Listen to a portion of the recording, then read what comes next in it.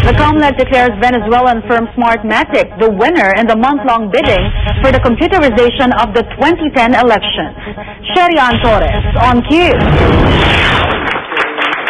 A Photo for Posterity capped the month-long COMELEC bidding process for the automation of next year's elections. This afternoon, the COMELEC Special Bids and Awards Committee declared Venezuelan corporation Smartmatic as the winning bidder. The joint venture of TIM Smartmatic has passed all the eligibility, technical and financial requirements.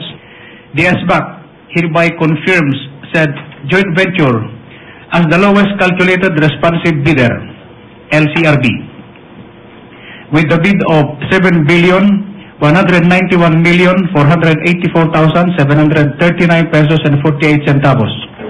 Part of Smartmatic's commitment is to provide 82,000 automated machines for the 80,000 polling precincts at the price of 7.2 billion pesos. Smartmatic, according to its brochure submitted to the SBAC, participated in national and regional elections in Latin America, the Caribbean, the United States, and Asia. Smartmatic supplied a direct secondary electronic machine in Maguindanao in last year's ARM elections.